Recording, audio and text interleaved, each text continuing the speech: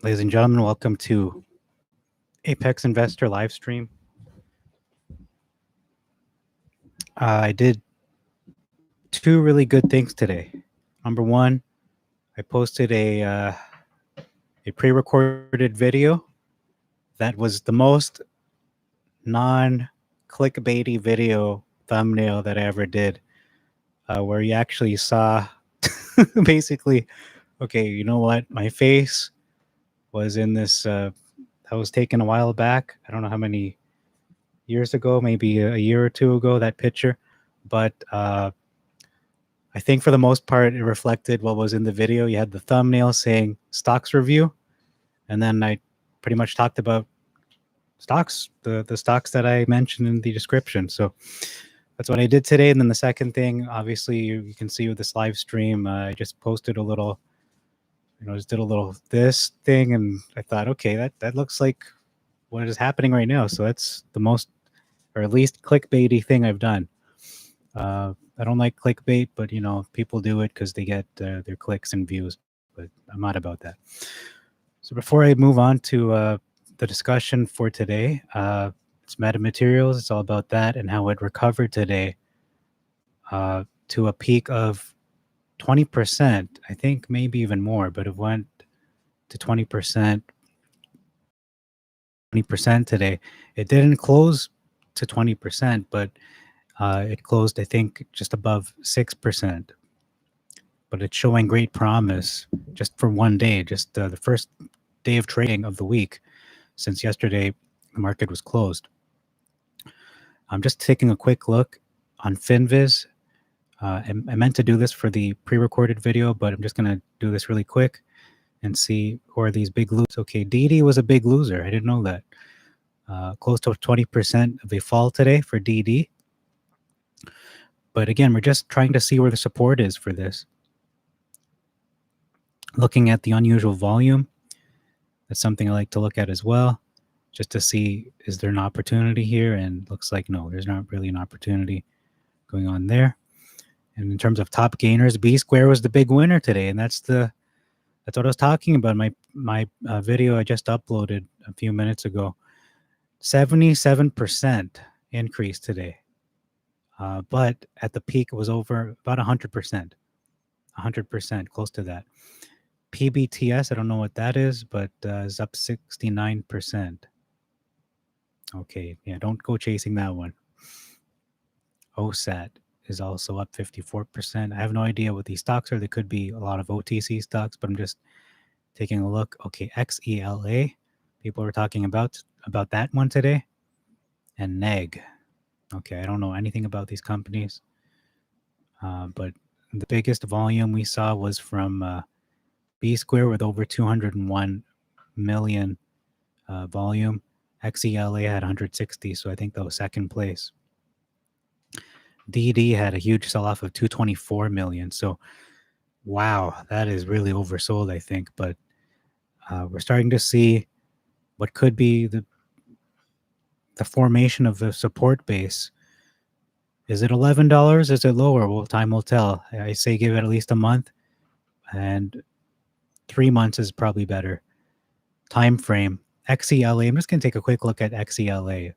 Someone mentioned this in a video done by Alpha Stock Strategies. They just posted a video maybe less than an hour ago.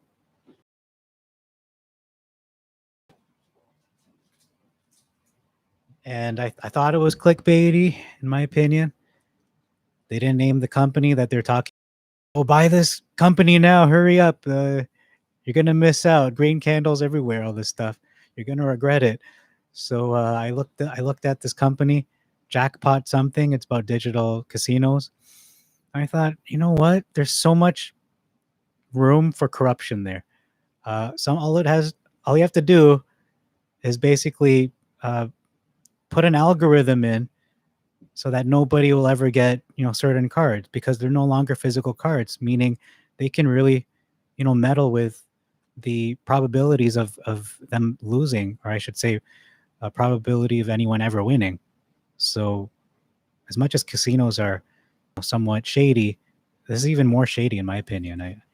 I understand that, it looks nice because it's digital, but what's really stopping them from putting in some kind of programming that dictates no one will ever win? They won't get certain cards that they need for a particular game, be it poker, blackjack, whatever it is. These cards are no longer, it's all touch screen. It's like a big touch screen, and they're just touching the, the panel or whatever that is the virtual play space. So the dealer isn't actually giving them physical cards, meaning they could just meddle with it as they see fit. And I don't see that as a good investment. I know they believe that, and they could be right. I think they could be wrong, especially in terms of this, potential corruption there. And second of all, it's an OTC stock. The market cap is less than $1 billion, so it is open to just folding. So I don't see that as a good buy. I'm not saying it's a horrible buy, but I just personally, I don't agree with that pick. And for the most part, I do agree with a lot of what they've presented in regards to Torchlight, AMC, and all that. But with this one, I think they might be off with that. Just my opinion. Okay, XELA is Exela Technologies, an American software application company.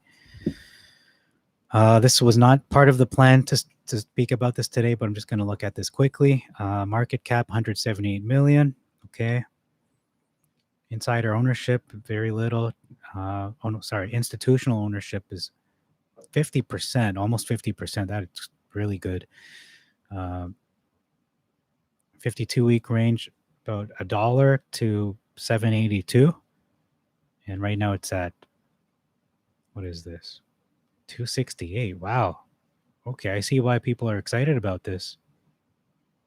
Yeah, went up to $7.82. So this could very well go right back up to $7. Wow.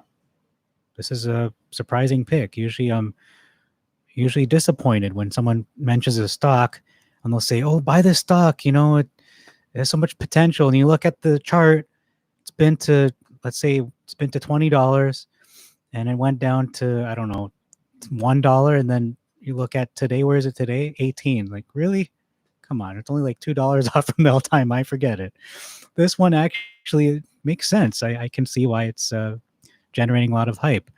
The RSI is 69, so it is overbought. Yeah, it is overbought today. The volume is 160 million. The average is 17, so it's almost 10 times the average. Yeah, it is overbought.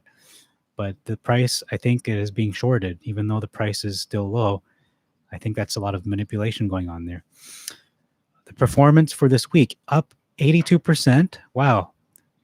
Just today, it's up 42%. For the month, up 76%. The quarter, 14%. Not so great. Half the year, 6 months, 92%. And performance for the last 12 months, it's up 104%.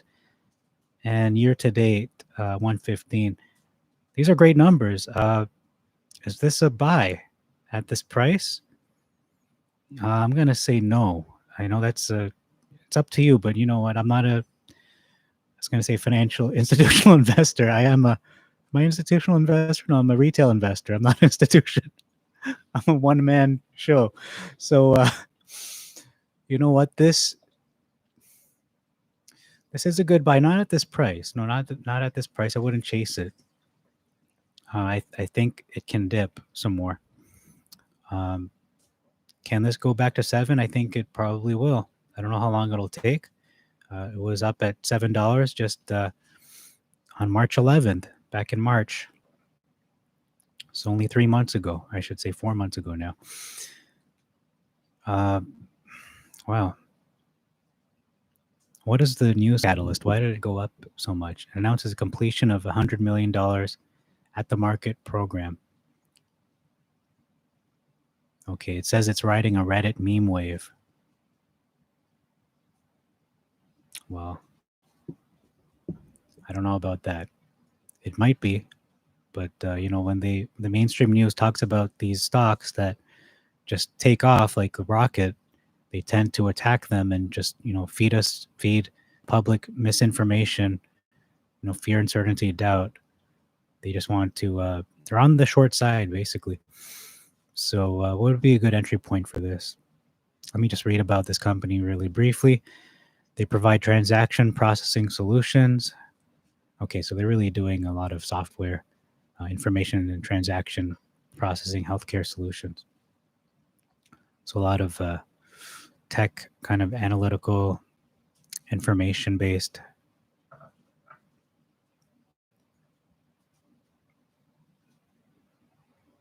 Okay, yeah. So I'm not really bullish on their industry. I'm not saying it's a bad industry. It's just for me, I'm more into the try tested and true kind of businesses, and when they built up a name for themselves. And I don't even know of Excella Technologies.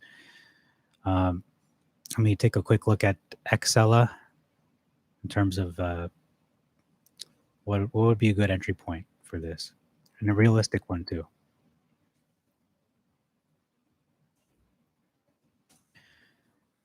Apex Investor, we're known to give the most extreme entry points, and that's not a bad thing. That's what we should be known for. I don't want to give you entry points that are too not realistic, but too high. Buy what's it?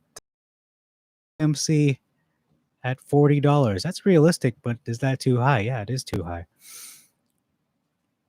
AMC is a great stock. Don't get me wrong. $60, it's going right back up probably, but will it go down first? Right? Will it go down, test support, and then go back to where it was?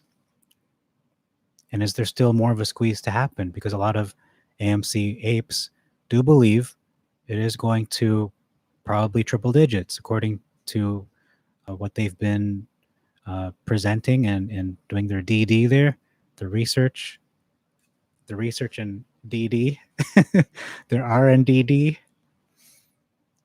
and posting their memes, posting their gain and loss porn.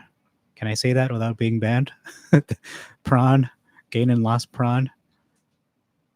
All right, I'm just waiting for this chart to load. I do apologize for the speed or the lack thereof that is going on right now.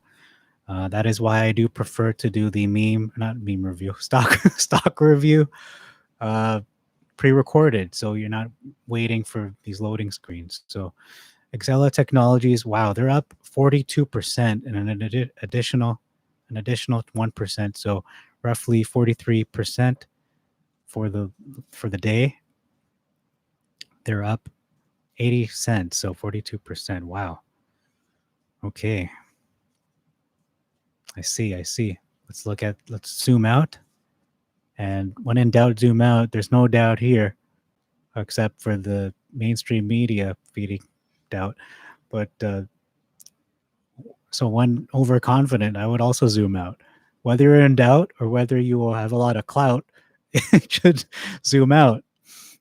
Doesn't matter whether you're up or down, zoom out, get a better sense of what is support, what is resistance, because no stock, okay, some stocks flatline, but even the ones that flatline don't always stay on a 180-degree complete flat line. They tend to a little bit of a fluctuation, even the slightest bit. Okay, this chart is taking a while to load. The beta is 1.83, so it's not a negative beta like GameStop and AMC were. So potential for short squeeze. I think there's a potential for a short squeeze for this, and it probably might go to double digits. I'm not saying it will, but that's a possibility. I mean, anything's really a possibility.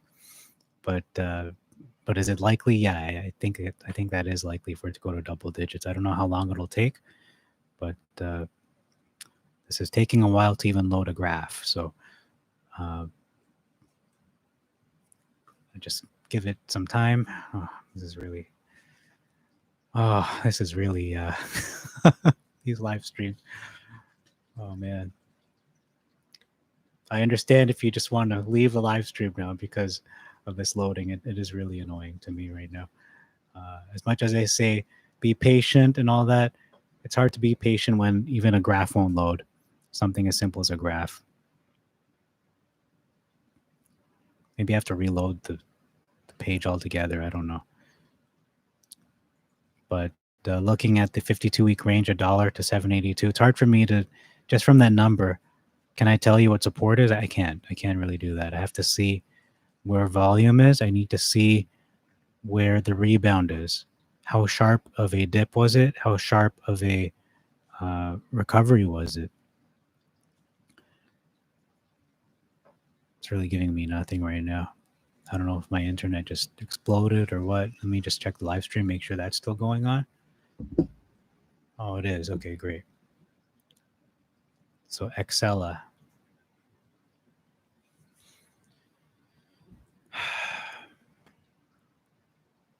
Okay, I reloaded the page, hoping that will work. But we're going to talk about, right after this, we'll look at MetaMaterials, huge news catalyst. That's what the title of this video. I'll just speak about that from the top of my head, off the top of my head. So what happened in the year 2017? This is four-year-old news catalysts, but they're very important. I'll tell you why.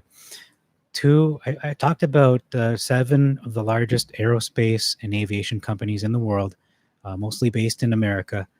They are Lockheed Martin, Northrop Grumman, Boeing, Raytheon. What was the other one? Airbus. There's another one I'm missing, BAE, B-A-E, and then one I just can't remember, G&D, something like that. So anyhow, 2 of those companies signed deals with MetaMaterials, not in 2021, but back in 2017. Not just one deal, multiple deals. Lockheed Martin signed a multi-million-dollar deal with MetaMaterials, as well as Airbus signing a deal with the MetaMaterials. I think also worth millions of dollars. I don't have the exact number, but I'm just going to speculate. Probably millions of dollars. But they've entered into. They actually have 2 deals with MetaMaterials, as Airbus has with them. So those were back in 2017, and there was no indication that those deals ever ended. So those are still going on. They're still active. And we have a new catalyst today in regards to MetaMaterials, new news catalyst. So more developments today, a huge news catalyst as well. So before I get into that, Excella finally loaded. I can see the support in the last 6 months. Wow, okay, the support is pretty much $1.30, no, 128. 128 to 150, looks like, or 190.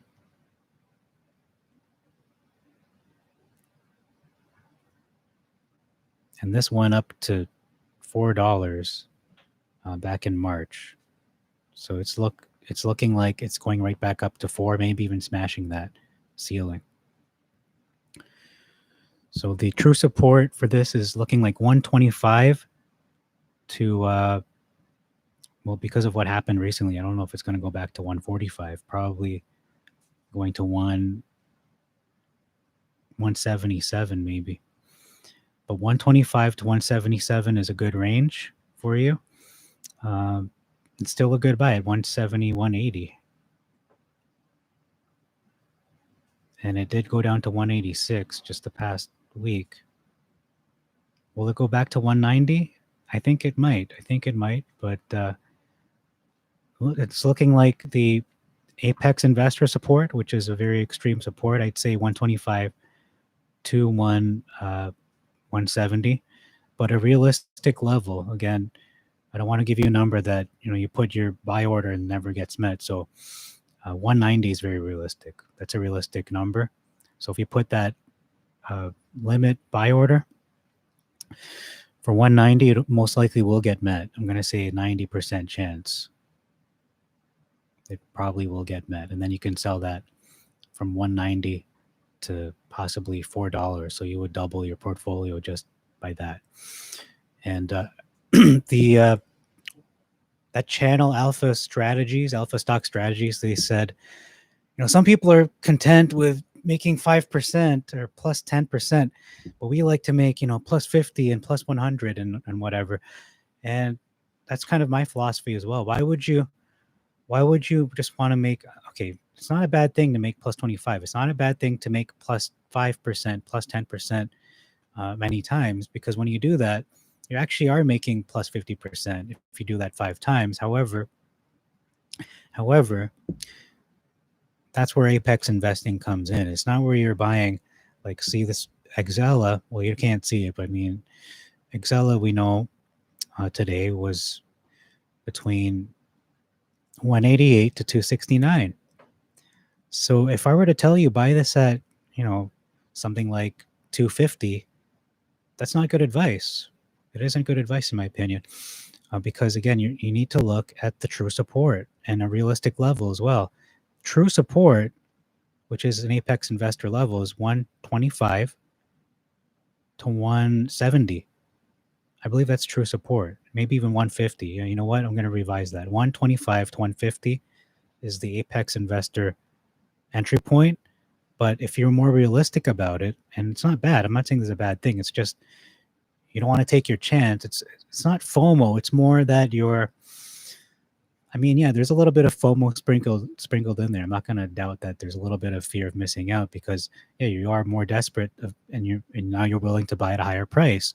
However, you're still setting the bar low enough so that you're not going to get burned if the were to dip to a level like $2, because you aren't buying at $2. You're actually going to buy at 170 to 190 at the most. So it's still a decent level. However, if it does drop to 125 again, then you're kind of not screwed, but you're going to be in a little hot water, because you bought again at 170 to 190. So should it go down to $1 and 125 and just stay at that level, you're going to be a bag holder.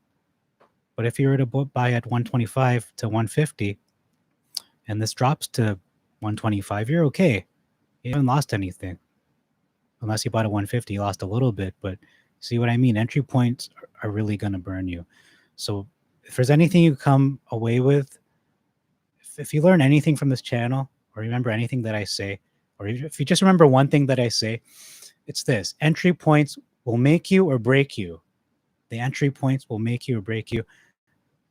Source, my life, where I bought GME at, what was that, 300? Well, I bought at 60, so that was a great entry point considering what happened. But I ended up selling it, and then I ended up buying it again due to FOMO. And sometimes the best lessons are learned the hard way. And I ended up buying that, I think it was at 200, and then selling it, and then buying it, I think, close to 280. I think I was averaging like 280 to 300, which doesn't make sense, because that's not an apex investor buy, because I wasn't the apex investor back then. I was still a very, I'd say, average investor. I don't even know if I could say average investor. It was just a very, very much emotionally driven, was not patient, was not valuing my money, was not valuing my time, was just being, taken by the current, and just wherever it would take me, I would just go with the flow. And that's a bad thing to do, is go with the flow in terms of the stock market. You only go with the flow when you're driving, or you go with the flow in social situations. But when it comes to the stock market, you want to go against the tide. So if you see everyone selling, that's when you buy. And if you see everyone buying, that's when you sell. I think that's one of the principles people don't really think about. Yeah, we think about buying low and selling high, but people don't associate that statement with when you are buying low, that's when everyone is selling. They're panic selling. They're saying, oh, this stock sucks. I bought it at whatever, and it's been stagnant, and nothing's ever going to happen with this stock. Oh, what stock is that? Something called Tesla. What do you mean? Tesla? Yeah, it was stagnant for the longest time. From 2010 to 2013, it was pretty flatlining. It wasn't until 2013 we started to see a lot of hype, a lot of growth. And even between 2013 to 2020, it didn't really take off. It was making small, it was growing gradually, but it didn't really take off. So I mean, that's what people forget is that when people are telling us, or channels like my own saying buy low, sell high, they don't take into account, they don't factor in that when that does happen, when you are buying low, it's when people are panic selling. It's when everyone's running away and the stock has dropped 100% or 50% in one day, and it's in the red, and people are saying this company's going bankrupt. Nothing's going to happen with this. All the deals have fallen through, and it's being shorted to hell. Shorts are winning. We can't do anything. We have no power. It's all corrupt. System sucks. That's when you buy. And then the opposite is true. When sell high, that's when everyone's buying. They're saying, "Oh, this is gonna go to short squeeze, gamma squeeze. It's gonna go to the moon. It's time to buy it. Just hold on to it. It's gonna go to $1,000 or whatever." I'm not gonna name any stocks, but just saying that in general. That's what some people forget. So we have to remember that, and also remember what Warren Buffett said as well. That when there's a lot of greed, that's when I'm afraid, and that's when he goes away from a stock. But when people are afraid, when he smells fear, that's when he sees the opportunity. That's when he gets greedy.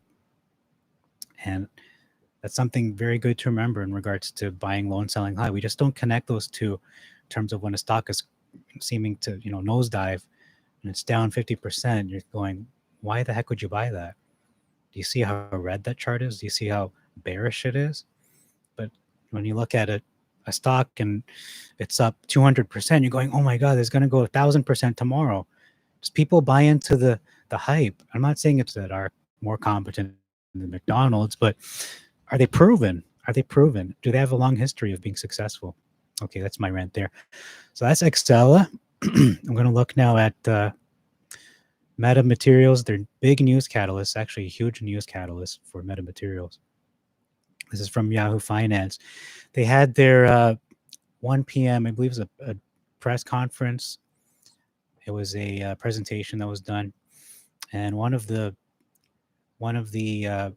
big news to come out of that is regarding their the healthcare sector. So I'm just going to read the title. It says Meta completes a UK-funded project towards developing a non-invasive glucose or blood sugar sensing system. So it's called the Home Hub system. This was released this morning, 7:30 a.m. So this was even before the 1 p.m. Conference. Excuse me.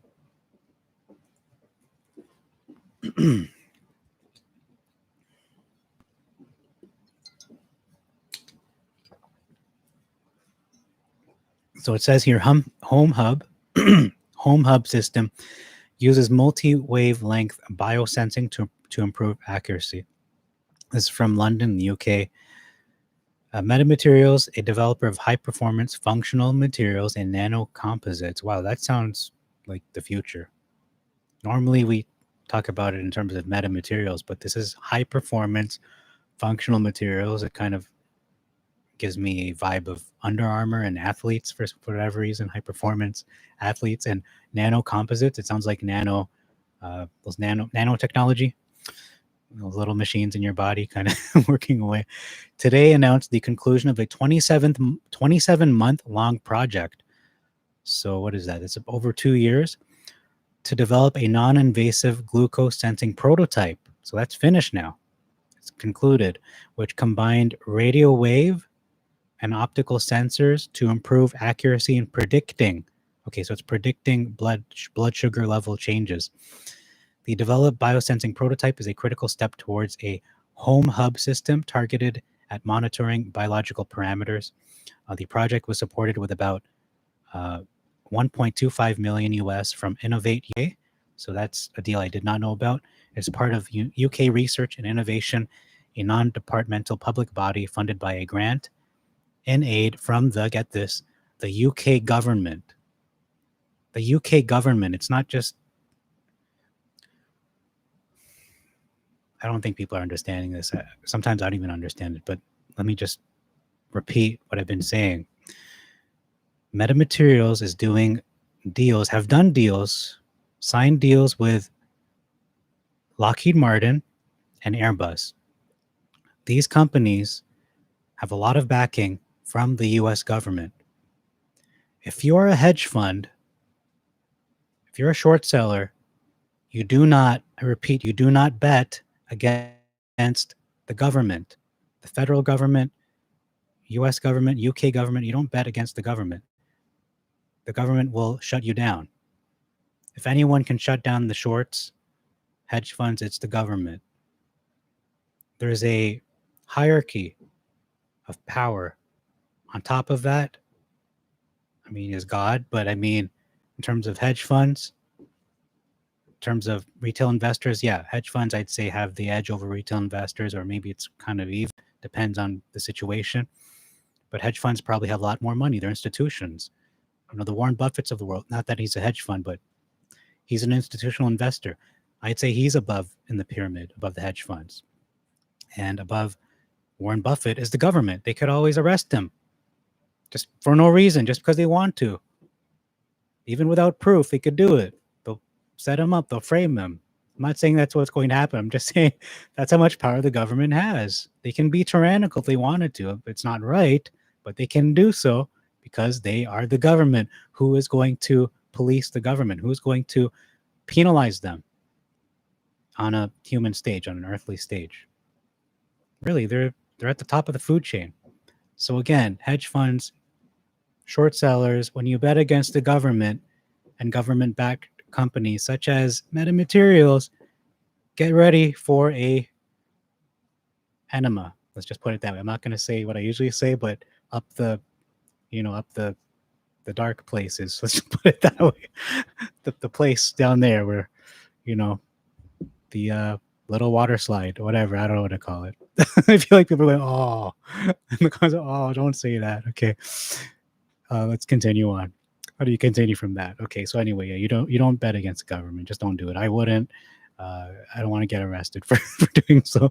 This collaborative effort took place in the UK and involved 4 partners: MetaMaterials, via its wholly owned UK subsidiary, Medical Wireless Sensing Limited. So they own a company in the UK by that name. The Imagination Factory, Virtual Clinic Direct, and Brunel Innovation Center.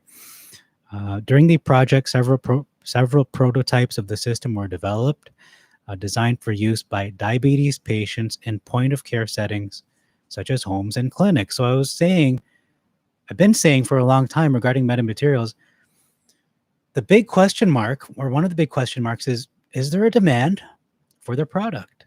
Is there demand? Because if there's no demand, might as well just sell our stocks. I'm just going to be realistic with you. I don't want to, if I want to be known for anything besides what I've been saying, is I don't want to present you lies.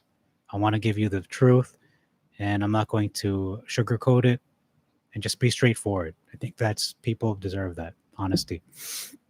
So is there a demand for whatever they do, their business, their products? And number 2, a big question for MetaMaterials is, can they deliver? Can their products do what they say? Can they be used? Are they practical? Because what's the point of MetaMaterials if I can't use it in my daily life?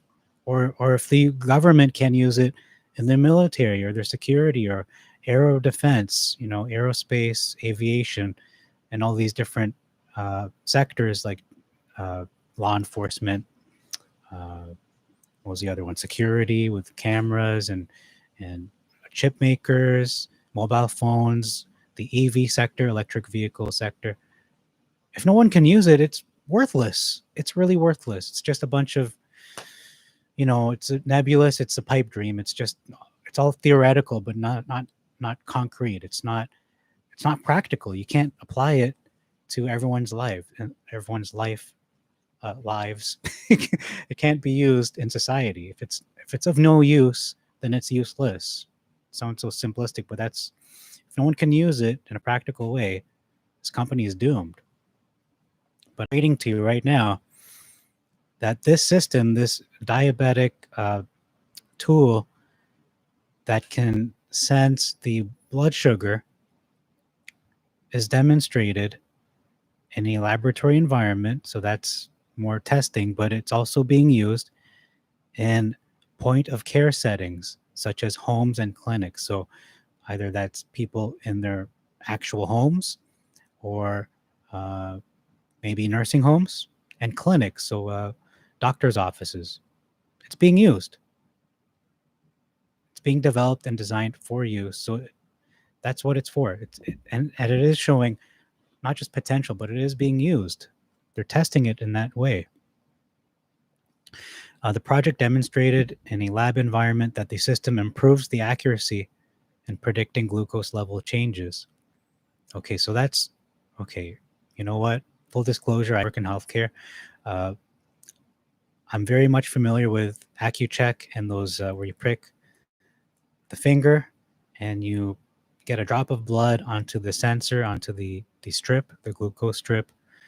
Uh, so how can you predict blood sugar? Well, they're using metamaterials. You're looking at using the sensors that they have, optical and radio wave sensors. They don't have to break the skin or cause bleeding or extract blood. They can simply get the data with those sensors. And it sounds like, predicting weather, but it's more that they are maybe estimating. I don't know. I can't say for sure, but they're getting that blood sugar level through those waves, and it's actually predicting where it's going to go. To me, that sounds like a dream. It sounds very much like the future of things, but that is very promising. But I have a big question mark in my head saying, how can you predict a future blood sugar level before it happens? I don't know. To me, that sounds like Minority Report, diabetic edition. So, uh, accurately measuring glucose without drawing blood must overcome a number of challenges, including the weak signature of the glucose molecule compared to other tissue components and water. Water. The single interference from other biological substances, calibrating for the effects of environmental factors such as ambient temperature and skin moisture, said Themos Kalos, co-founder and chief science officer of Meta. In this work, we have demonstrated that combining optical and radio wave sensors with data processing using artificial intelligence. Okay, so that's how it's predicting using AI. It improves accuracy compared to standalone sensors. We are continuing development of the system, seeking new strategic partners, and planning to conduct preclinical human studies scheduled to start this summer. Okay, so we'll get more news in the summer and in the months after that. So most likely in probably the next year or next 2 years, because this took over 2 years to conclude. Again, this takes time, and this just proves to me and to other people that when you do give a company time, and we've given maybe I didn't give them 27 months, I only discovered this company pretty much last month, but if you give them 27 months, they completed the work, they've proven that this can work. Now they just have to do more testing and see, can it work 100%, and predict the blood glucose levels accurately and without any hitches.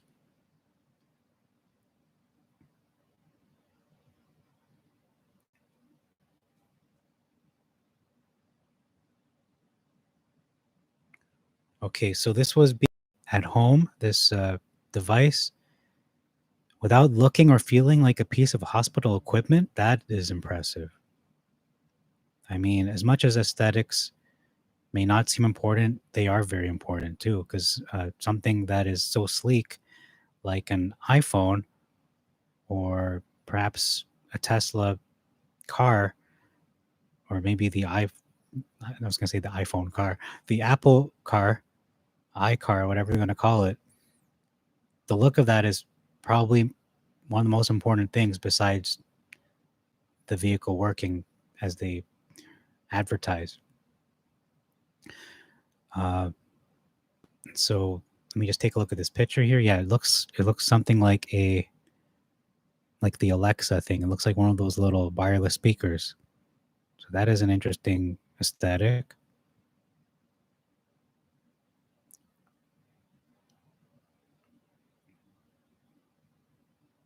So it transmits signals through the web of skin between the thumb and the forefinger. So they wear this little device there, and it's not causing bleeding. It isn't invasive. It's non-invasive. So that's really interesting that they're able to do that using infrared and other technologies there. But I have to mention that all these companies like AccuCheck and a lot of these blood sugar testing companies are going to be up in arms. They're going to be up in arms, and they're going to want to shut down this this tool from being released to the public and going mainstream. It's going to bring them. It's going to lose them a lot of money. They're going to lose a lot of money as a result of this technology. However, I mean, that is the future. You either adapt or you die. In some ways, I mean, if the government is backing this, the UK government, and they're all for it, and they're for lowering prices, and that's kind of uncharacteristic of them to lower prices for the masses. But if they are for that, for more affordable healthcare, and the funny thing is, governments don't really look out for the good for the common man. They just don't. But if they just did that just by principle, they would lower their own costs, meaning they can invest more money in other important areas like infrastructure, education, military, and so on, healthcare. They could prioritize where money is being funneled, and they would increase the quality of life of everybody. So more money would actually go into the economy. People would live longer. They would be more happy. They'd spend more money. They're going to stimulate not just the economy, but everything. It's all synergistic. People, I feel like they don't get it. When governments are greedy and they just look out for themselves, the elites, that they don't connect. When the common man is doing well, they're going to do well too. That it's not only trickle down. It actually, it's a cycle. It's more of a cycle than just trickling down or trickling up or however you think it goes. So that's all for that catalyst. That's a pretty big catalyst. I'm going next to WallStreetBets. I just want to change it up a little bit, and then go right back to MetaMaterials. So let's go to the WallStreetBets subreddit. All right, I closed the tab, but this tab is very stubborn. I think my computer froze. All right. Let's wait for WallStreetBets to load. After which, we will look at MetaMaterials subreddit. And there's another, there's a write-up I wanted to read from the blog I read from yesterday. Very good blog by, I forgot his name right now. It's Kowalski, by the Mr. Kowalski there. Very good blog. I subscribe to it, and I look forward to his future updates. He's not one that just talks out of his butt. He's one who does his research, and what he says makes a lot of sense. So I'm going to read from that to close the stream. Let me just double check and see how it's doing. Okay, great. So I'm going to look at WallStreetBets and just see how this subreddit for Wish is going, because it's pretty much what it is. Okay, they're talking about GME. That's good. So GME is up at the top of the cream. The cream tends to rise to the top. So they're talking good, approve. AMC, all right, that's good. And Clover.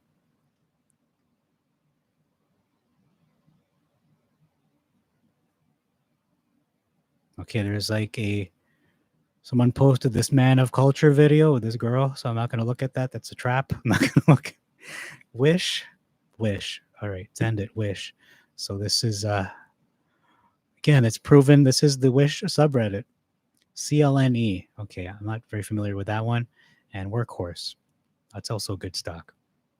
A new one here, SCHN. Schnitzer. Okay. Sounds like something to do with, I don't know, pretzels or something. I have no idea what this is. But Schnitzer, that's a new one. NVIDIA. That's a good stock, actually, NVIDIA. As well as AMD from yesterday. Sophie is up there. That's one that Uncle Bruce talks about a lot. And I don't know. I don't know about that one. UWMC. Okay, that's up there for some reason. Because somebody posted it and they upvoted it. Whoever upvoted it. Wish is there. CFO retirement. Oh, is that right? Oh, that might be bad news. Or good news. It depends.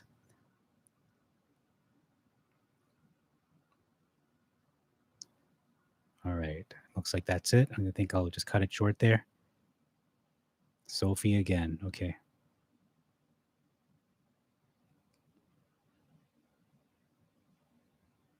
Baba, Alibaba. Okay. SPCE. I don't know. People are just, it's like random letters just being thrown on the board there. I don't even know if they're real. But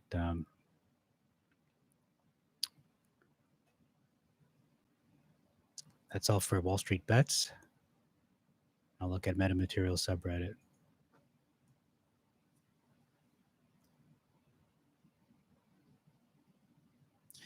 So they did have their conference today at 1 p.m. That was during market hours. So I wonder what came out of that. What did they say?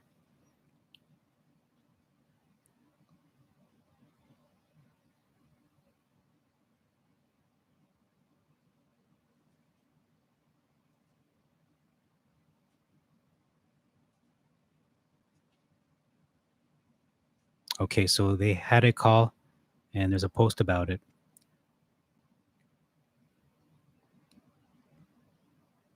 Okay, and there's a rough shareholder meeting minutes. I'm going to open that one too. And looking at the membership, I think it was at 7,000. It's now at 7.3 thousand. And 509 online right now.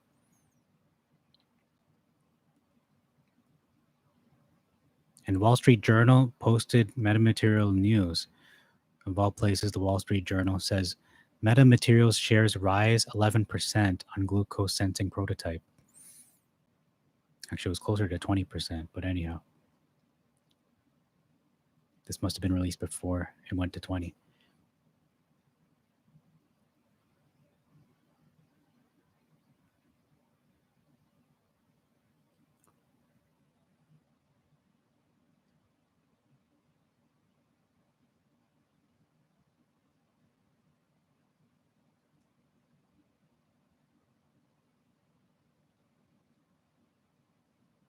Okay, they announced the QSIP or CUSIP for the special, I don't know how to pronounce it, CUSIP. For the special dividend has just been concluded today. They announced that on the call. First part was with the DTCC, which concluded on July 6th, and QSIP or CUSIP is today. Our brokerages will be updating our accounts imminently, so inevitably.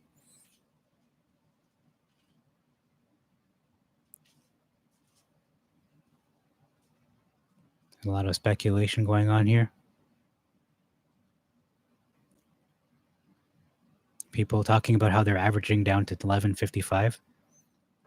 And to be honest, if you bought this stock back when it was known as Torchlight, and you bought it at when it went to $10, so essentially you bought this at $20, that's still a good buy.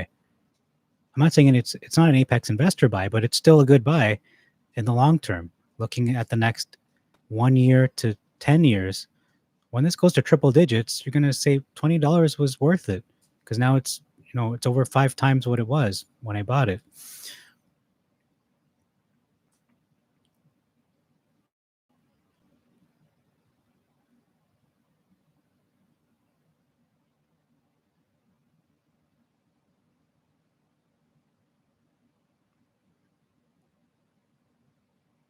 So I'm just shaking my head at The fact that when I go to Wall Street Bets, there's not even one post about MetaMaterials. Uh, it's no longer an OTC, MMATF, and it's no longer Torchlight, which was being used as a shell company. And Torchlight was a legit stock. It was a legit company that was in the oil and gas sector. So I don't understand why that was not being posted. It just seemed like it's just gone under the radar. And it's unfortunate for the Wall Street Bets people because this is a prime opportunity to make a killing really in the market is with MetaMaterials.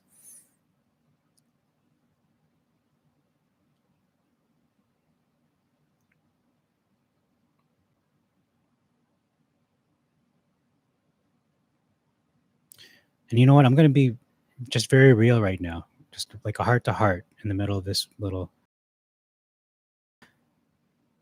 Do I really, really, no, do I believe in this company 100%? I'm going to say no. And that's kind of shocking. It's because a lot of it is theoretical. They have a lot of potential in saying, we can work in this sector, we can work in that sector, we can work with the military. The U.S. government is backing a lot of these companies that they have deals with. That's very strong evidence of that this will explode. Elon Musk is tweeting back and forth the same things that George Palikaras, CEO of MetaMaterials, is talking about, and they're having a little bit of a fun with people. That's something to consider. That MetaMaterials itself, they have a lot of practical applications. We've seen that today with their blood glucose sensing technology. In terms of the news catalyst from 4 years ago with Airbus, with Lockheed Martin developing the anti-laser, reflecting the laser technology with the film that they produce. So I'm not 100% believing that is 100% meaning like it's a guarantee that this is going to go to $100, but I'm very confident in this company.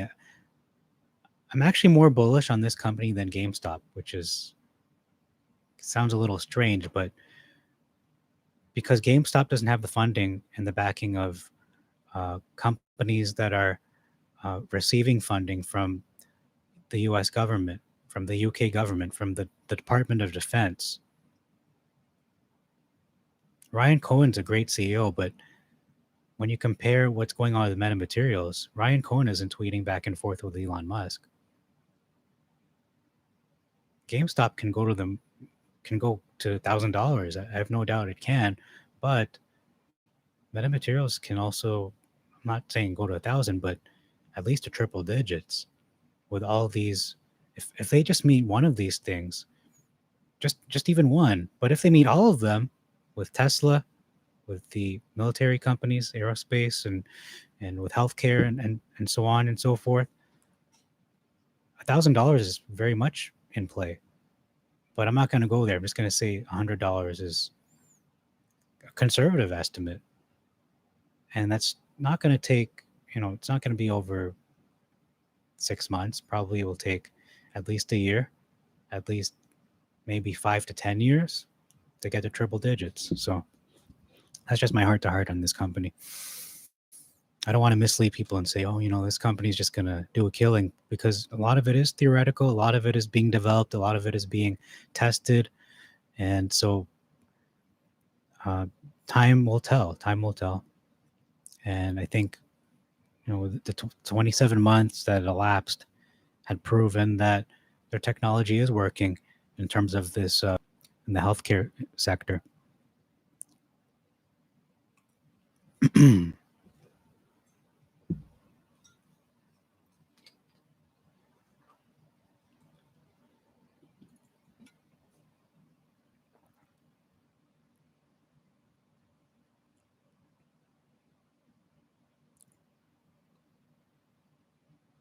Oh no, it opened a new window.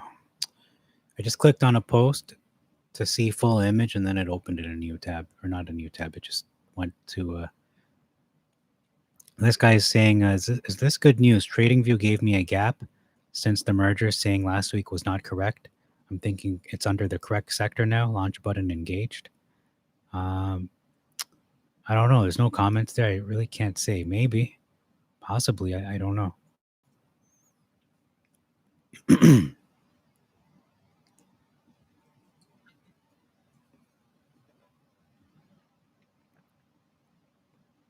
They do not want this over $8. Yeah, I noticed that. I noticed the resistance for whatever reason. I know the reason. Short sellers, hedge funds. They've set their ceiling for $8, so they're going to short attack it when it gets, as soon as it gets to $8. They're keeping it down artificially. We can see just from the sell orders, it's up like 36,000, 38,000. That's the wall we're looking at there. They put up this sell wall, SELL, not CEL, like the biology term.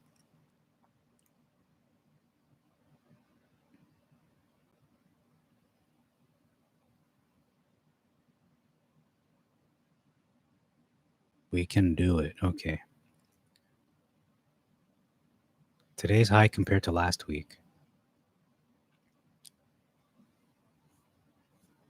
Everyone needs some patience. Okay, so it's just a lot of people just trying to encourage each other here. So I'm going to close this before I look at George Pelikaris' Twitter. See if that's something new.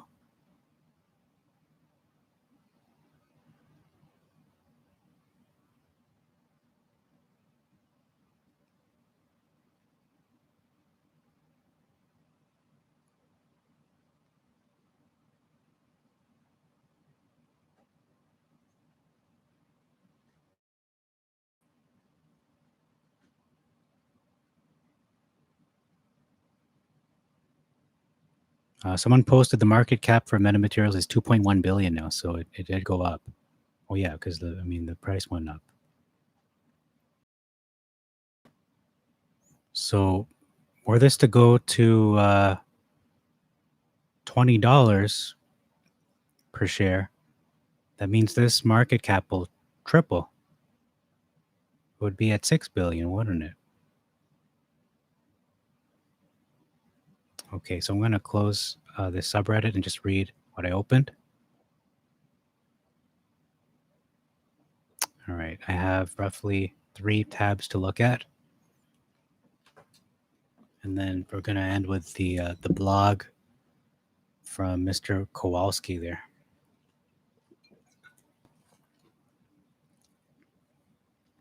Okay, so somebody said, is anyone else's mind blown with this call? He's saying it sounds like stuff straight out of a movie, and that's what I've been saying, that it sounds like science fiction, but it's real. It's pretty much like Tony Stark and Reed Richards if they were real people. But as often is said, reality is stranger than fiction. So there's so much groundbreaking technology that is about to be created from this company.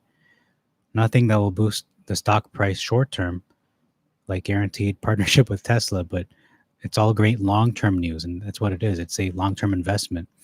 This is probably one of the most apex investor picks of all time. Number one, it's at a very low, it's at a fire sale deal, folks. Like $7, even $8, even below $10 is a fire sale deal, because this stock is worth over $20 easily. So to get this at less than $8 and even less than $7, and again, this is not a short-term investment play. This is a long-term investment. Minimum, I'm going to say minimum a year. And this is going to, they're not going to like this, but yeah, minimum a year. Maximum, there's no maximum. Long-term investments really have no maximum, but I'd say when it reaches its full potential, like we see with Tesla, has Tesla reached its full potential? I kind of lean towards, yeah, it is very close to its full potential if it had not reached it already by this point. When it reached $1,000 per share, I feel like that was one of the peaks. I feel like, yeah, they can still do more, but their funding from the government is limited. It's going to end. It's temporary. So that's going to affect them very much when that ends. But this stock, yeah, MetaMaterials is very much a apex investor stock in so many ways. If this channel is just associated with MetaMaterials, that's not a problem for me because it's not a stock I don't believe that I chased. Not too much, at least. It was at $11. I didn't buy it at 11. I bought it at 5. Actually, I bought it at 2. And I think, I have to give full credit to Trey from Trey's Trades for pointing out the stock, bringing it to my attention. But it did take some research. It did take critical thinking to prove that there's potential that this company is going places. It's not just, a pipe dream or just it's just vaporware or something like that. So this stock is very, very much characteristic of this channel. It's going to take a while for it to grow, but it is being offered at a very low price, and there's all these great things are happening with it. And 3 huge things just happened this past 2 weeks, the last fortnight. You had the merger with Torchlight. You have the reverse stock split. Although I was initially negative about that, I realized that was a good thing because they actually decreased the number of shares that could be shorted. So they actually dealt a blow to the short sellers, the hedge funds, and number 3, the dividend. Those are all 3 massive catalysts. Were GME or AMC to announce just one, the price would, the hedge funds would be screwed. Just one of those. They did 3. It's a holy trifecta. Not really holy, but I'm just using that. It's a trifecta of pretty much a anti-hedge fund kind of tactic. And that was, they also revealed, or they kind of took them by surprise on the Friday, I think it was last Friday, where they said they decided to finalize the merger prematurely or preemptive. It was like a preemptive strike on the hedge funds where they said, we said we would complete this deal by Wednesday. We were kidding. It's actually going to be Friday. It's actually done right now. So the hedge funds can do anything. And you know what? They're doing their dandiest. They're doing their best to keep this stock down. And we can see $8 is definitely one of those barriers they're putting in the way. But it's only going to last for so long before they have to cover their shorts. And that will happen when the dividend is eventually given out and all these things are processed in terms of the merger and the dust settles. We're going to see the hedge funds they're going to be in the dust. Man. Retribution will be swift. Well, not swift. It's going to be very, very harsh on the hedge funds and the short sellers.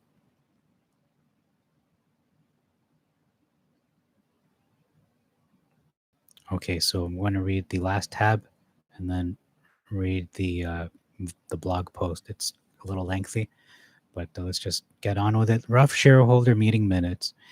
Okay, some notes I jotted down during the meeting. Most are heard. No, nothing crazy new came out. As others have pointed out, it is probably good to keep things low key while things are being sorted out and manipulation is still very high. So the TLDR is merger still in the process, DTCC and AST lagging behind. QSIP to change today.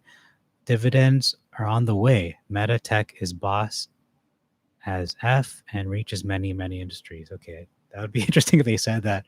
Or tech is boss as F. Stock price plummets 20% as CEO uses AF. So John Berta, pleased with the results of merger.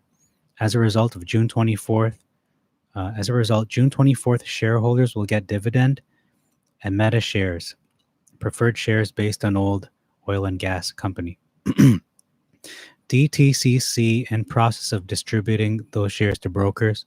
Seems they are doing their best. So that's not completed. It's still being done. It's like when you're downloading something, it's not fully downloaded till it's at 100%. So where are we in that downloading bar? Probably, I don't know, 10%. I don't know. Just going to throw a number out there, but it's not complete.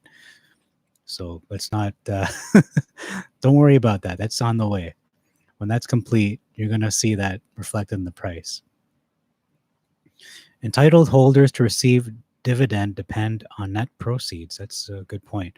Held from oil and gas business. Assets must sell before December 28th. Wow. There's a date.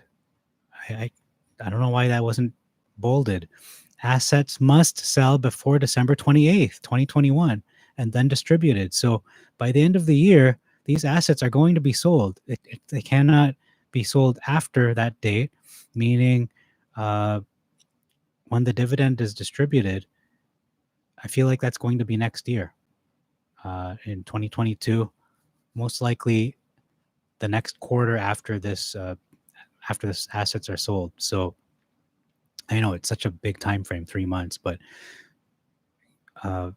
let's look at this stock. Mark your calendars for April the 1st, 2022. I know it's April Fool's, but you're giving it 3 months from this date. So April 1st is going to be not just April Fool's Day, it's going to be hedge funds get F day, pretty much. Hedge funds get fooled. That's what F stands for. Get fooled day. CUSIP to change today, July 6th. George Pelikaras, Meta, the first NASDAQ MetaMaterials company. And I got to applaud that. Should improve access to capital markets, increase awareness. Yeah. Allows to seek broader opportunities in complementary tech. So as much as MetaMaterials does a unique business on their own in terms of MetaMaterials, they can also collaborate with other visionary, forward-thinking companies. They're not an island to themselves. I mean, Tesla is a prime example of a future forward, visionary-looking company working with another similar company. It's like it would be a marriage made in heaven almost. Founded in 2011, how MetaMaterials can fundamentally improve life, employs industry experts. They plan to add more, and they speak 25 different languages. Before metamaterials could be manufactured over large areas, had to acquire tools. Started with wafer-based materials. Now they can produce 1 meter plus wider rollers, increase production capability many magnitudes over competitors. Actually, the thing about the 25 spoken languages is something that went under the radar, because if you can deal internationally in a competent way, that actually breaks down barriers for economic trade. Okay, building critical relationships with other companies and OEMs to sell products to. Areas of interest: holography, lithography, wireless sensing. We saw that today with the blood sugar testing. What typically takes years at Meta is happening in hours and days. Wow, I gotta applaud that too. If it's true. fraction of the cost. So 10.7 billion market by 2025. So that is a number they threw out there. Meta is a Greek word for go beyond. What typically takes years. Okay, so Tony Stark built an Iron Man suit in a cave with a few tools. So what took him, the time it took him to build that suit, it takes normal people years to build. And here at Meta Materials, they're building those things in hours and days, meaning they are not only in a sector that is very unique and is very much a potential sector that will explode, but they're very competent in what they're doing. It means they know what they're doing. They're familiar with this technology, and they're at the forefront. They're the vanguard. They are the maverick of this industry, and they have the right CEO and founder to be heading it too. They have the right captain for the ship. Tech examples: aerospace, Meta, Air, laser, clear protection eyewear. I spoke about that in a previous video. Unique requirement for pilots. And actually, when I looked at the news regarding the laser tax, that has gone up significantly. It is a concern by the federal government, those kinds of attacks. So they will invest into this technology. You can almost guarantee that. I'm not saying it's guaranteed, but it is very highly likely to be invested in by the federal government in terms of that. And it already is actually. It's already been done with Airbus and I was going to say Northrop Grumman, but it's not. It's Lockheed Martin. They already did invest, so it's 100%. It has been done, and specifically, it's for that reason, for the laser attacks. Solar technology, heads-up displays, wireless communication, high-speed 5G and future 6G networks. Okay, wireless mobile networks, radio wave reflection film can be applied anywhere. No power supply. Wow, improves network. Autonomous vehicles can use other film to stop fog. What? You can stop fog? Camera and sensors can use nanoweb to keep clear and shield from EM interference, electromagnetic waves.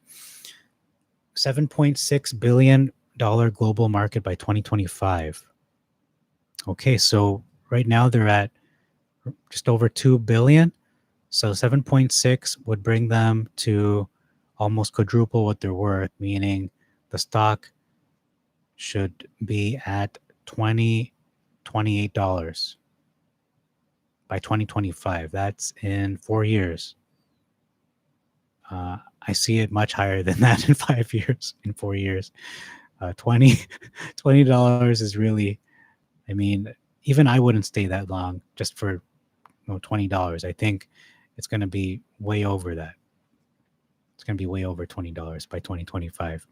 But that's a good, I mean, it's a conservative estimate. You can't, when a company under promises and over delivers, that's a good sign. So it looks like they're under promising there in terms of that global market. Oh, maybe they're talking about the global market. Okay, not their cap, because they're saying market. Oh, they're saying the market. Okay, anyhow, moving on.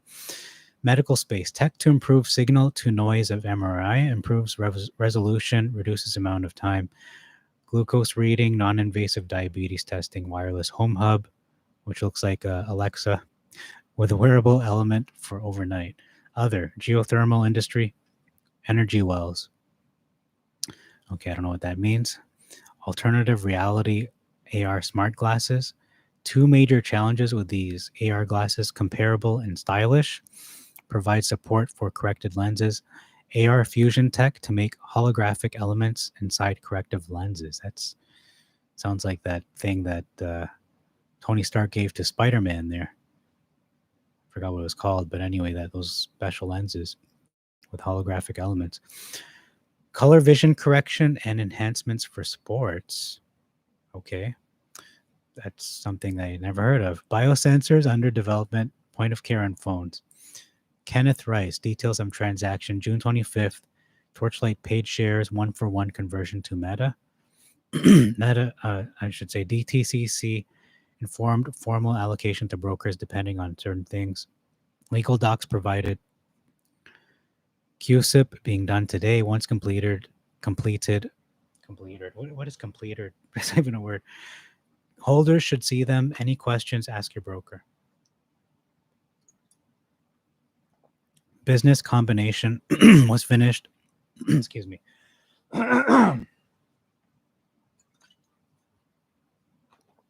Finished on June 28th. MMAX for Canada. Transfer agents must perform. It says preform. I think it means perform detailed reconciliation. There's a big holdup in heavily shorted company to find the actual shares. Require quite a bit of time to complete. June 29th, AST informed they could not be complete till July the 2nd due to high volume. During proxy process, they did say as expeditious as possible. Meta is committed to expediting process as much as they can. Meta now has $160 million in cash in hand and is virtually, get this, debt free. That is huge. if you're investing in a company and they are in debt, be careful. Be careful. They could go bankrupt. There's a potential for them to continue to dig a deeper trench for themselves. Meta, on the other hand, AMC, on the other hand, GME, on the other hand, are all debt free. If you're going to invest in any stocks, let it be at least one of those: AMC, GME, and MMAT. But MMAT is the only one that is experiencing a fire sale, a massive dip in its price of $22, where it was last week. Spiritually speaking, because the reverse stock split, when you take that into account, it was actually at $22. And now it's at $7 and below, around the $7 range. They signed a 10-year lease in June for the facility in Nova Scotia, 68,000 square feet paid for in shares. So they signed that lease this June, so last month. So they'll be there for at least 10 years. So I wonder where that stock will be in 10 years. I know it's such a long time to wait, but you know what? It might be worth it. Very well might be worth it in 10 years. But I'd say give it at least a year. Give it a year to bake in the oven there, and we'll see what happens. It would be very foolish and unwise to just sell this off in less than a year from now, before a year elapses and let all the dust settle. It might take a year, but you know what? When they gave that date of December 28th, it seems like that's when the dust is going to really settle, between that time, December 28th, to, like I said, April the 1st, 2022. So that's all for that tab. I can add that the 10-year lease was paid in shares and not cash. So even their landlord believes in Meta. That's funny. Yeah, it is funny.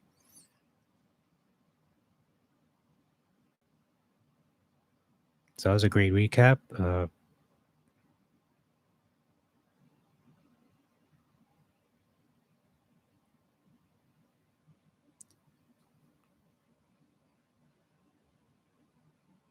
Okay, so someone made the distinction here that Series A preferred shares are they're the shares that will receive the dividend. So I have to check in my portfolio and see which stock did I receive.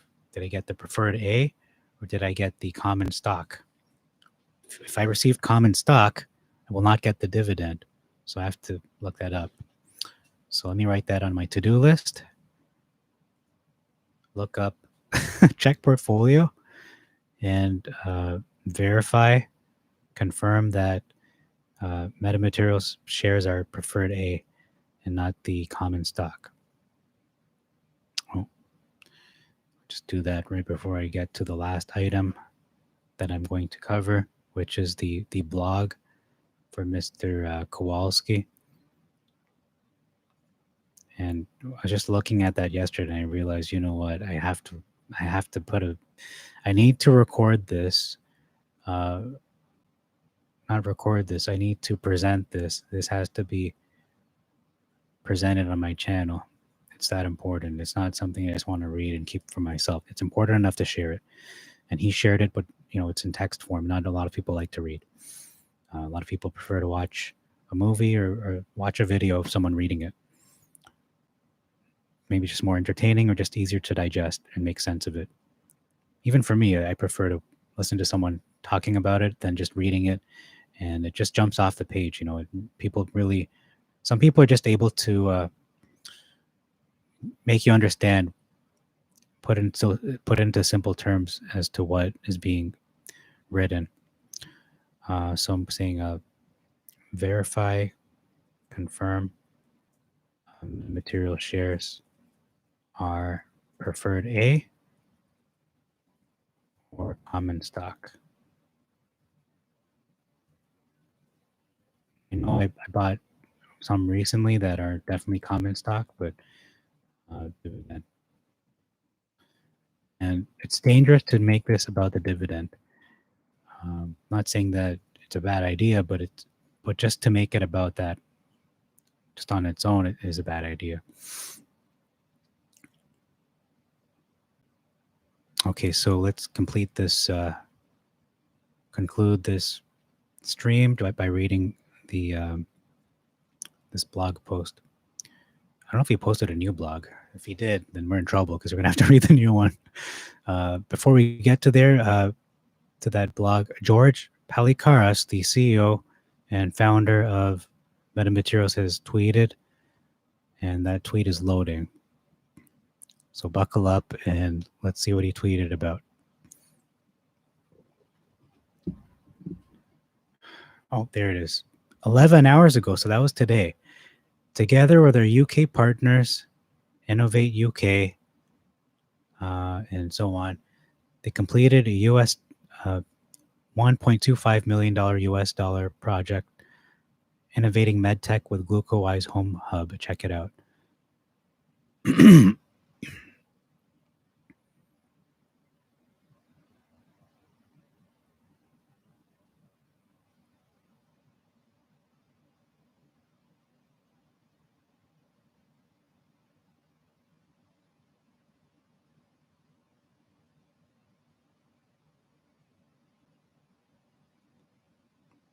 Okay, I'm just reading some of the comments and replies to his tweet.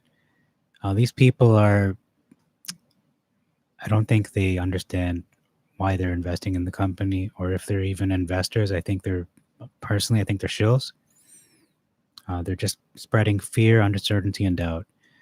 I don't think they're real investors. I think these are bots. Either bots or just people are being paid to attack the company.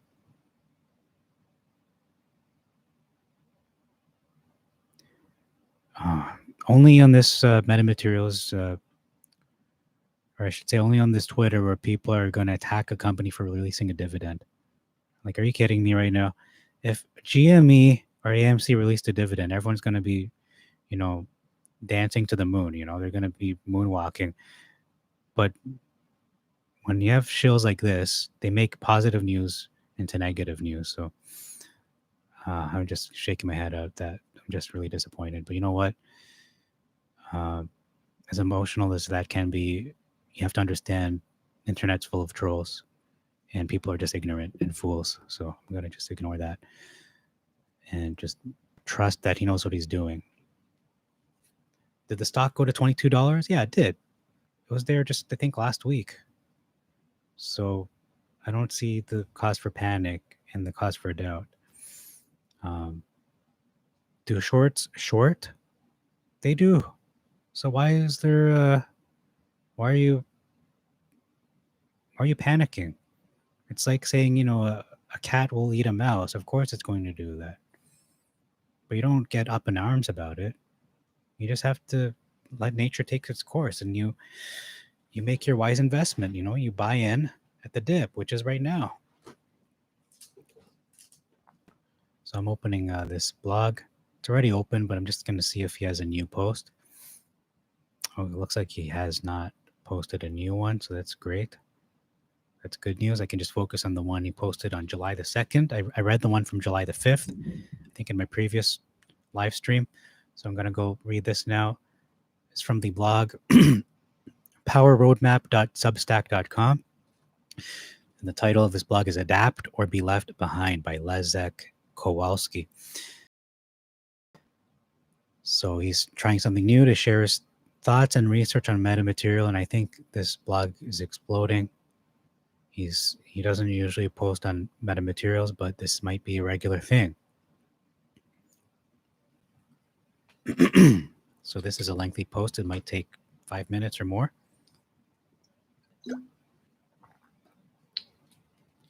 Let's get some housekeeping out of the way first. There is a lot of misinformation. Let me just get this microphone out of here. Just do it like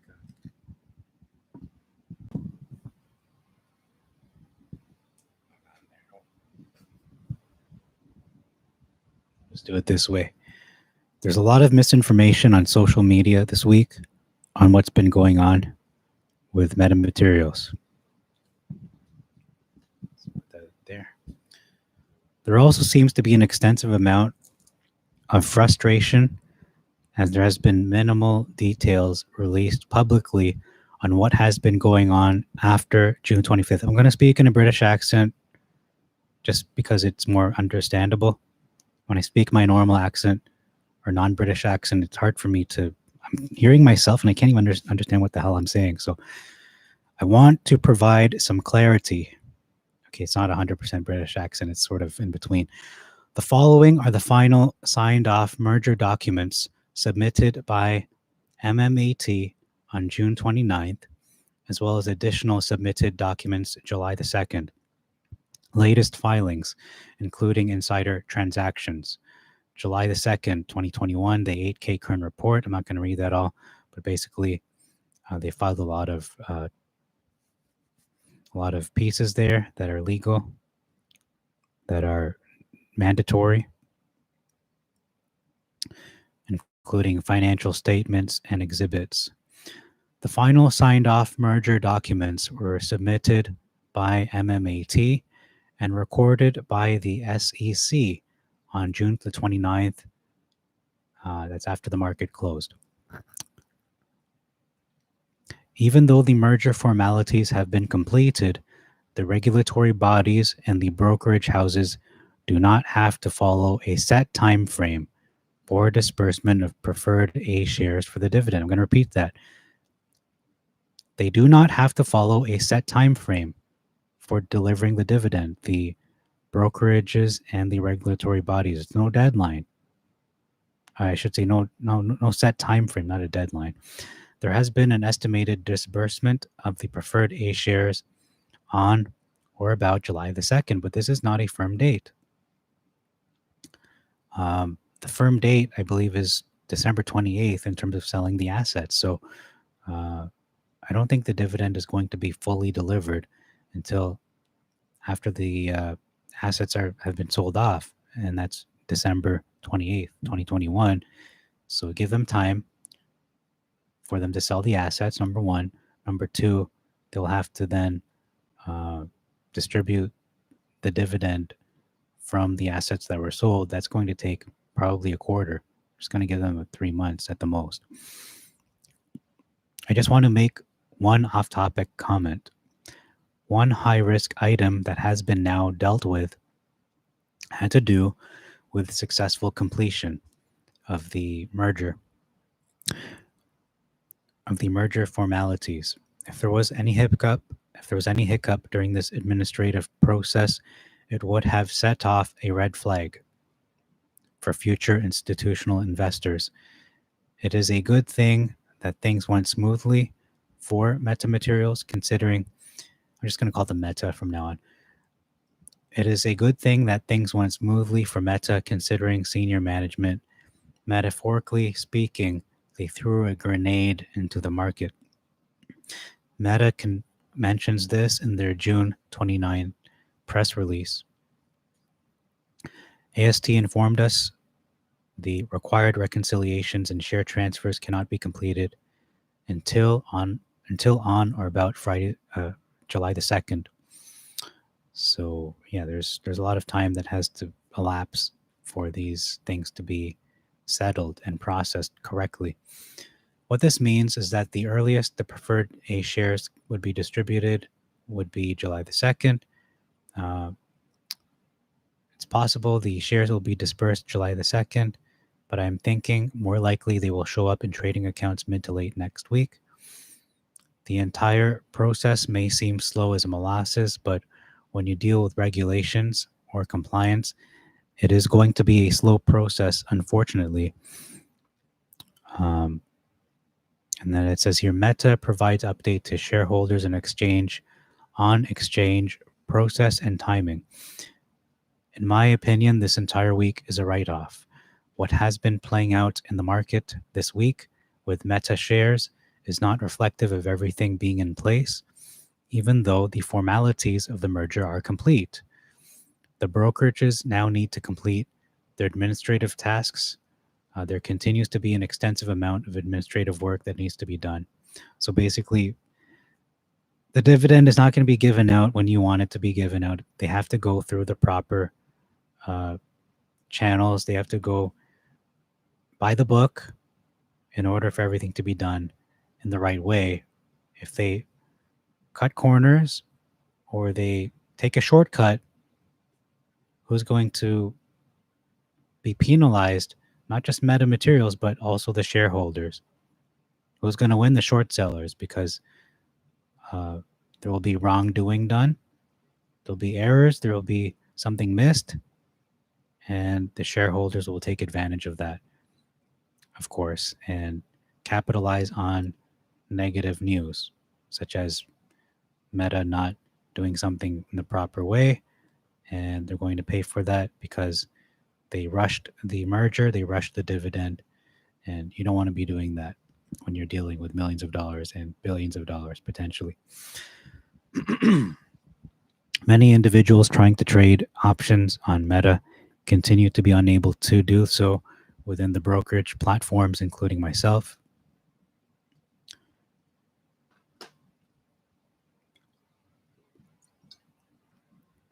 Meta senior management are going to continue to stabilize the new Meta share price post-merger.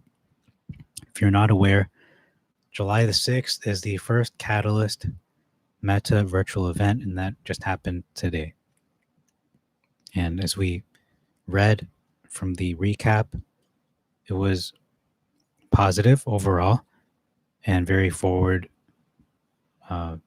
using statements that are forward thinking. And there are actually some big things that came out of there in regard to dates and things like that. So I'm not going to go over that again, but it was good. One other thing, I want to get more into Meta and what this all really means. Meta is creating materials that are cheaper, their production time is faster, and are more efficient than naturally occurring materials, and their products have a high profit margin. It's going to speak in a baritone now. Within the latest 8K filings, the following was mentioned. The board of directors believes that Mr. Palikaras offers a wide array of skills and experiences that position Meta to take full advantage of its intellectual property estate, its growing list of relationships with Fortune 500 companies, and its team of highly qualified scientific and commercial staff. The comment made growing list of relationships with Fortune 500 ties in with the comments that I made in my last post from June the 29th. International business is built on relationships. I've personally been involved with working at the senior management levels for a long time, both within financial services and other capacities throughout my professional career. It is important to understand there are two critical components when dealing at these higher senior management levels. Number one, everything is based on relationships. The saying, "It's who you know," is kind of true, but in big business, if you have a killer product or service and your management and company as a whole are straight up, that is key. It's much easier to develop those relationships at those levels. Number two, senior management do not want their reputations tarnished in any way.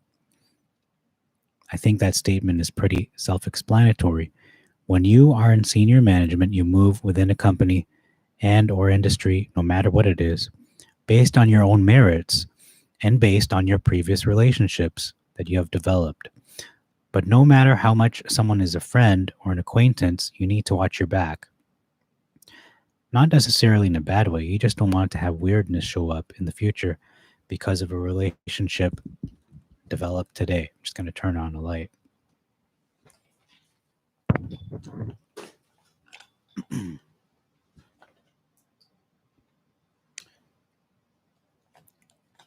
And these additional comments I made within that June 29th post. The first contract will also set the floor for the future perceived value by the market of the company that will be reflected in the Meta share price. In my opinion, this first contract is absolutely critical, and they need to hit it out of the park so as to build on that momentum. Excuse me. In my opinion, Meta needs to announce their first contract within 30 days after NASDAQ listing, June 28th. If that does not happen, actually, I think he means July 28th because they were listed. Oh, okay, 30 days after June 28th. So he's saying before August. If that does not happen, then there is a significant risk that the goodwill and excitement towards Meta will begin to fade. And that's true. If it takes too long for the stock to go to, let's say, $22 before the end of the year, that's going to, goodwill will fade. People will move on to maybe B Square or something where it's just exploding tremendously, and they can see that the shorts are getting their asses kicked. Pardon my French. Meta senior management, from what I have seen so far, is highly strategic. In my opinion, the way they roll out the PR will be just as strategic, and I agree with that point. They've mapped out all the PR, so they know what they're doing. They've planned it all out. They've mapped it out in terms of the stock price, and I feel like they have an algorithm where the stock price will go depending on the PR that they release. So as much as Meta is a futuristic company, very visionary, forward-thinking, to assume that they are not tracking the stock price, to assume that it's not a concern for them, and they don't have their own technologies to predict where the stock price will go, I think would be a little foolish. You're talking the Tony Stark and Reed Richards kind of personalities of our modern society, of our real life society. I believe George Palikaras knows where the stock is going to go, depending on the PR he releases, depending on what the potential deal is that they make with Tesla or whoever. Fill in the blank. So I think he's very much aware of where this company is going to go and how much their stock is going to be worth in the next 10 years. I think he knows full well that potential. Not saying he's a time machine, not saying he doesn't, not saying he doesn't have some kind of insight into those kinds of technologies, quantum technology and so on. There are a lot of people who write about that, saying that that exists in terms of not so much time machines, but in terms of quantum computing and being able to predict the most likely future outcome based on, millions and billions of computations being done on quantum computing. So that's kind of theoretical, but it is also based on some type of reality. Because again, it's not like a time machine per se. It is more of quantum computing where you look at probabilities, you look at algorithms, you look at trends, you look at so many other things that are beyond my scope. So it says here, that is what I'm watching for. Then you can make some educated assumptions moving forward. The merger process does not happen overnight. However, fundamental positions indicate Meta to be held mid to long term. Meta has zero debt, $160 million in cash, and the product line has very high profit margins. Again, EV sector, military, aerospace, aviation. These are the most lucrative sectors in the planet besides cryptocurrency. They also deal with healthcare, another very lucrative sector. Chip makers, I mean, what else could you want? I guess you could want crypto. Crypto, and I don't know what else is developing. I can't really think of that. That's really exploding. I mean, they're pretty much in the thick of it.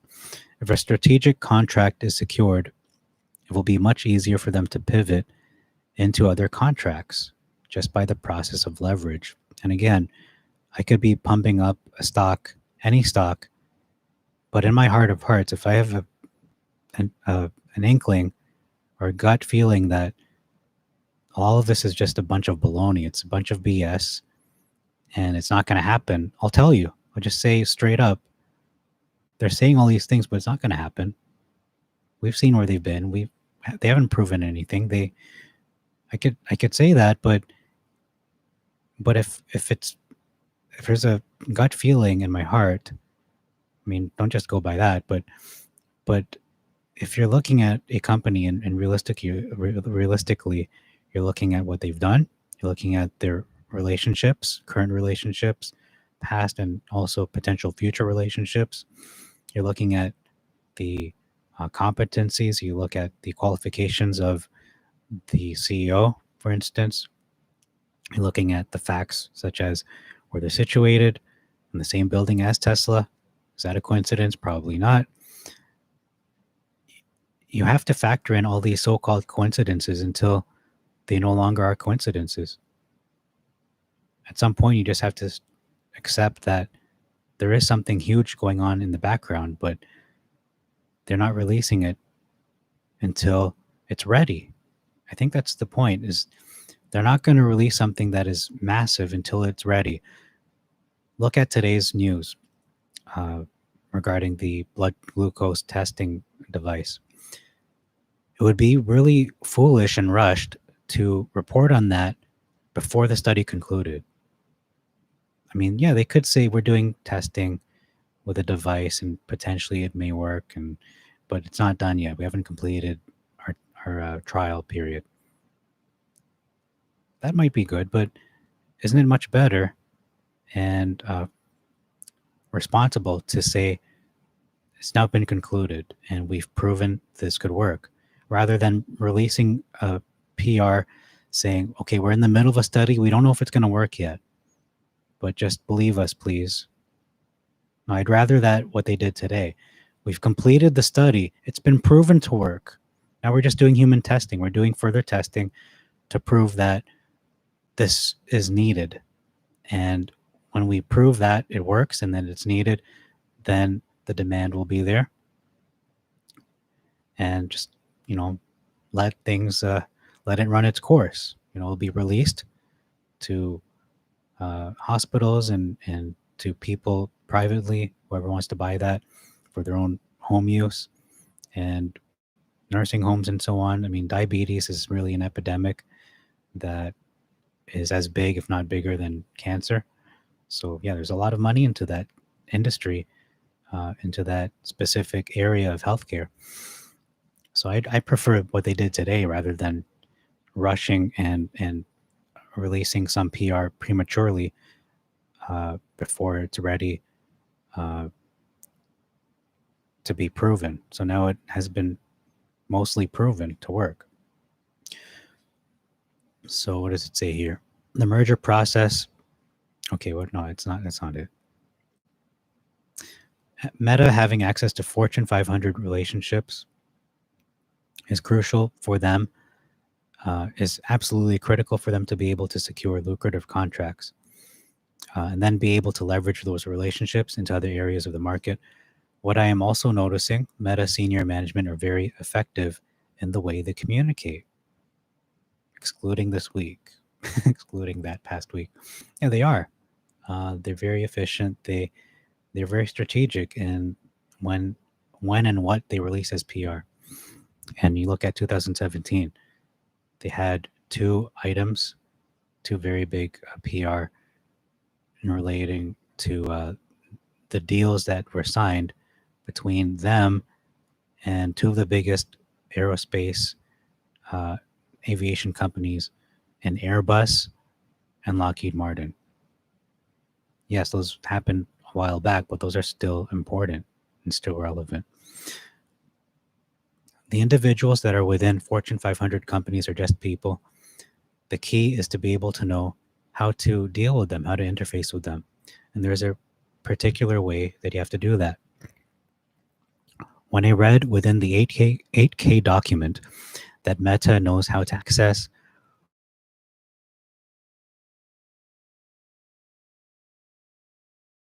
for you that they know how to communicate in that specific way. All right, still going.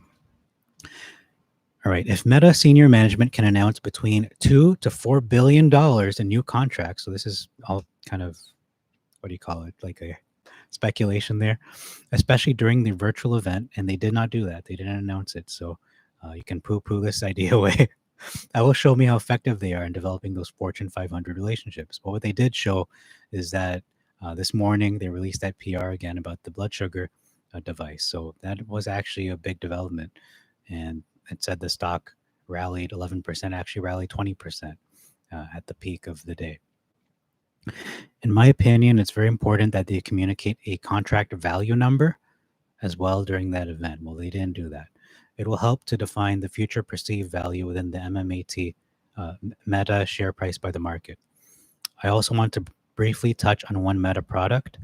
What type of intellectual property does Meta hold, and what areas does it focus on? So in terms of defining future perceived value, or at least how the market perceives how much the stock is worth, how much the shareholders perceive it's worth, I think they did that today in their presentation, although it's not exactly the way he wanted it to be done in terms of giving you concrete numbers, saying, we have a deal with X company for this X amount.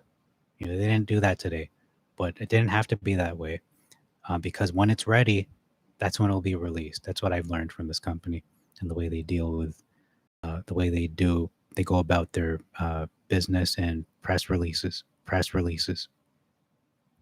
So we have a pie chart here looking at the different areas it focuses on, and I'll just read them out loud. You have holography, other, lens casting, LED, solar, gluco-wise, which is what we heard about today, MRI, and nanoweb and RML. I think that has to do with the film that they produce, that invisible film that reflects and deflects. Is that even a word? Deflects the light of the light and lasers. It can be manufactured onto any glass or plastic surface. It is a superior alternative to graphene, silver, nanowire, indium, tin oxide, and carbon nanotube. So it is superior. That's good. What possible application can this be used in? Think Tesla and other EV manufacturers. Imagine this technology grafted onto the truck, roof, or hood of any Tesla or EV, allowing it to now conduct energy from the sun to keep the EV batteries charged. So you could travel 10 times farther in the distance. That's actually a really good speculation there. That nanoweb is a conductor, not only in terms of deflecting or reflecting harmful waves like electromagnetic waves or laser beams, laser pointers. I think laser beams like in Star Wars. But more seriously, for solar panels. So if you have a electric vehicle that is also using solar technology, and more specifically nanoweb, which is that invisible metal mesh that only Meta makes, which is a superior conductor for energy, powering your Tesla vehicle, that is kind of not mind-blowing, but it's a huge game changer. So that's what we're potentially talking about here with Meta. That is only one potential application with their technology patents. And that's just something that this blog writer just came up with from his own imagination. He's not George Palikaras, but I can bet you George Palikaras has greater things than just that. I think that's just scratching the surface of what potentially they could be doing. One last thing. So this is ending now. In December 2015, a report drafted by N-Tech Research recognized Meta as one of the leaders in the MetaMaterial industry.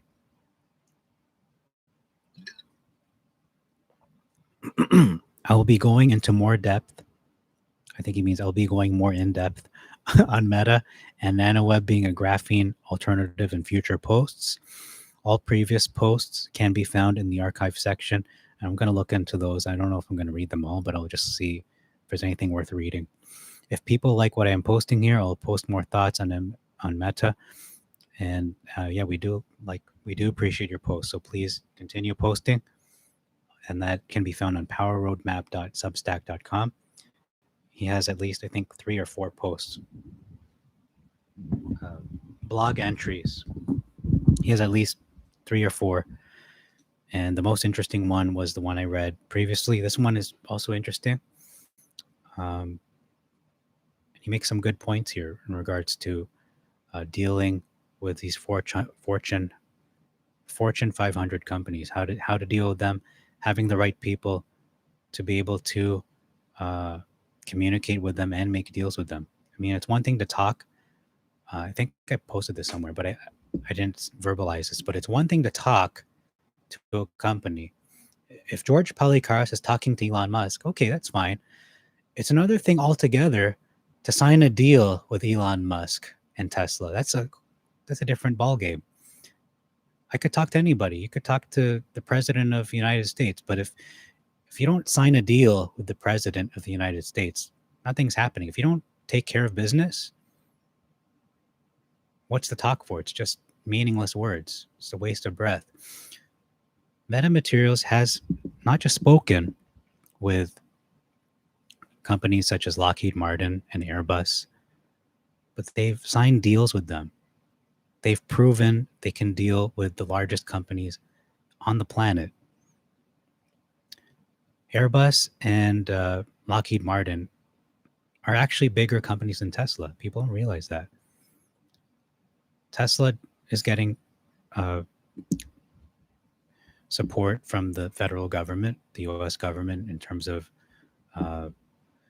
when they get a credit, when people are given incentive to buy, green cars, green vehicles, environmentally friendly vehicles, but that's going to end at some point. MetaMaterials, however, is in a position where they can continue to receive funding from companies where their main cash flow, their main life source is from the federal government, from the US government, from the UK government, from the Department of Defense. That's their main lifeblood, is through those entities. And MetaMaterials is dealing with these same companies receiving government funding. So again, don't bet against the government. If I'm a hedge fund or a short seller, I will not be betting against MetaMaterials. And I'm not saying this just to encourage people. It's just a reality. You don't bet against the government. You mess around with the government, you're going to get burned. Unless you're the only one who could screw with the government is another government, a bigger one. So if you are the government of, let's just throw a country out there, Uruguay, I don't know, I'm just going to throw that out there. You don't mess with Uruguay if you're a citizen of Uruguay, because they're going to take your assets by force, and they can repossess them or just take them away at will whenever they want. Even though it's tyrannical, they can do it because they're over you. But if you're the government of Uruguay and you're messing around with the United States government, watch out, because you're going to get burned. So I'm just showing you the dynamic, the power structure there. So in terms of, I mentioned this earlier, but retail investors, you have that pyramid where we are probably maybe at the bottom, perhaps, and then above us is, above us is hedge funds. Let's be real, they're above us. They have more money. And above them are institutional investors, such as the Warren Buffetts of the world, George Soros's. Sounds like a dinosaur, the George Soros. George Soros, not Soros.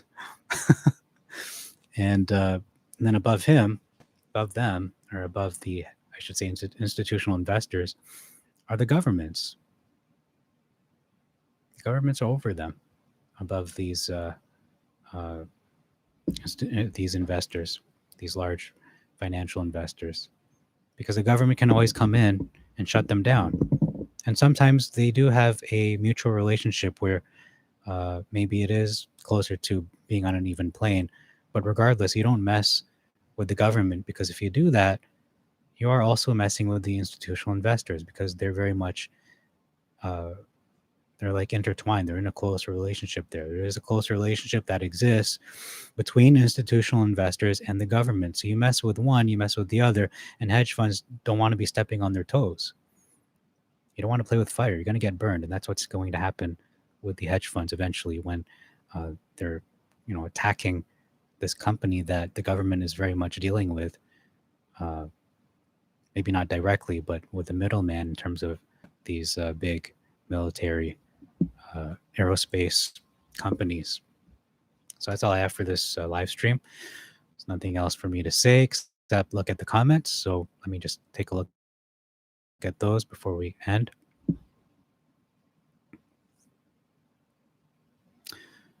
Nothing new we didn't know about. Well, you know what? There's perhaps you may feel that way. I when I looked at the recap, there was something new that I learned, and I kind of was disappointed that it went under the radar. But I did mention that, so just look at that again. Uh, but there are a lot of insights into not just trading, but even this company that I didn't realize until just reflecting on it during the stream. So thank you very much. Thank you for your support, and God bless you, and God bless your investment. So thank you very much for your time. We'll check in another time. I don't know if it'll be tomorrow, but with significant developments or significant PR news, I hope to cover something that is significant. I'm not just going to do an update just because I feel like it. I'd rather cover something significant like today, where they had that presentation at 1 p.m. They had that huge news catalyst regards to the sugar, blood sugar, glucose monitoring that is non-invasive. And you know what? There's another company that is dealing in that sector, actually two big ones, one called Sensonics and the other Dex something, DX. Forgot the exact ticker symbol, but there's a potential to work with them. I didn't even realize that, for Meta to work with those two companies. That's a potential deal in the making as well. As much as they could be rivals, they can still be mutually beneficial to each other, because MetaMaterials again produce that specific sensors.